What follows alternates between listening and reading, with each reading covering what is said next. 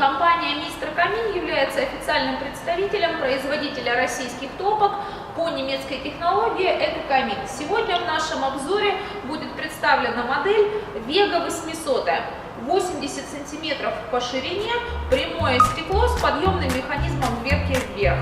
Здесь у нас находится с вами зольный ящик.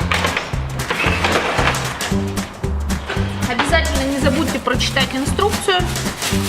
Производитель для вас подготовил вот такую вот книжечку, где достаточно подробно описано по монтажу, по техническим характеристикам. Гарантийные обязательства на топку составляют 5 лет.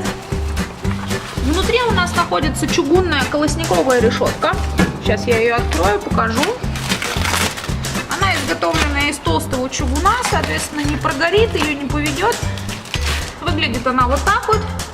Также внутри у нас находится зольный ящик. То есть, чтобы вытащить золу, вы вытаскиваете, вытряхиваете и ставите на место. Топка закреплена на европоддоне с помощью транспортировочных ножек. То есть, если вам нужно отрегулировать по высоте при монтаже топку, здесь в комплекте, в зольном ящике, соответственно, есть вот такие вот специальные ножки. Их 4 штуки идет. И вместо транспортировочных ножек вы устанавливаете, соответственно, вот такие вот монтажные ножки. Также у нас в зольном ящике находится специальный ключ, который позволяет работать с регулировками топки, когда она горячая, не одевая варежку. Первая регулировка, которая находится на центральной панели, это подача воздуха на горение. То есть с помощью вот этого ключика, поворачивая регулировку влево и вправо, вы можете контролировать поток воздуха и, соответственно, скорость горения. При розжиге камина вы ставите подачу воздуха на максимум, соответственно, дрова начинают гореть, а когда вам нужно медленно, чтобы огонь горел, полюбоваться огоньком, переводите в режим минимум. Рядом соседняя регулировка – это шиберная заслонка. Можно посмотреть сбоку, она подведена гибкой подводкой, вот таким вот металлическим кабелем. И, соответственно, на дымосборнике, уже на патрубке топки, у вас стоит шибер, регулирующий тягу и который позволяет закрывать заслонку на межсезонье, когда камином вы не пользуетесь. Для сохранности стекла дверка зафиксирована в верхнем положении. Когда вы привезли камин домой, выгрузили и поставили на место установки, нужно убрать фиксирующие болты. Один сверху и 2 находятся в боковой части. Они отмечены красным цветом. После этого подъемный механизм дверки начинает работать. Сейчас мы это покажем.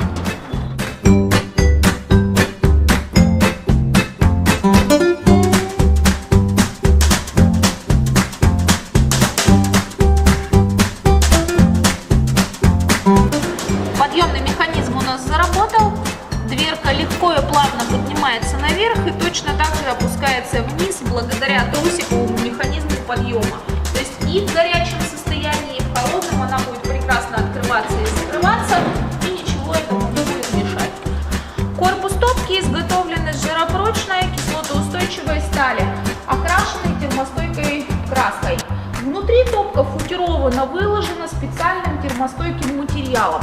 Состав, конечно же, производитель держит в секрете, но основная составляющая – это бетон с силиконовым армированием, плюс присадки в виде алюминиевой крошки. В общем, задача этого материала, он толстый, 3-4 сантиметра. Обратите внимание, плавно и равномерно передать температуру открытого огня корпусу топки.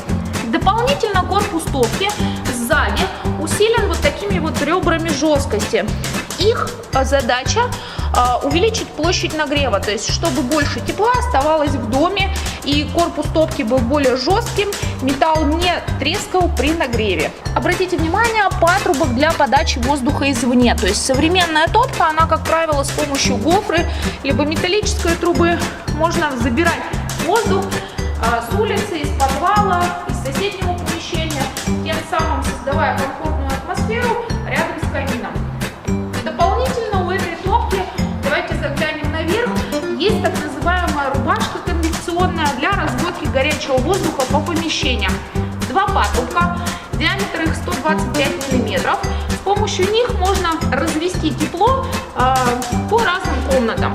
Очень хорошо прогревается комната на наверху над камином и помещение за камином. Диаметр дымохода трубы 200 мм, стандартный для такого плана каминов. Давайте посмотрим теперь, как открывается дверка для прочистки стекла. То есть со временем стекло может закоптиться немного. Вот здесь вот есть такие небольшие регулировки. Мы их открываем. Одна и вторая. И она откидывается на себя. То есть вы берете тряпочку, можно распределить специальное средство и протираете очень удобно, то есть стеклышко.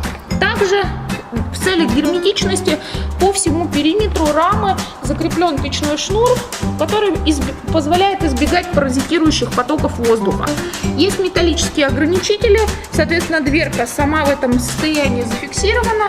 Просто протерли, а чтобы закрыть, возвращаем в первоначальное положение. Поставили и вернули ручки на место. В верхней части топочной камеры вот эта вот часть называется дымосборник. Здесь есть конвекционные каналы, которые ускоряют нагрев воздуха, чтобы он горячий расходился по помещениям. Это тросик идет, который к шиберу, про который мы рассказывали.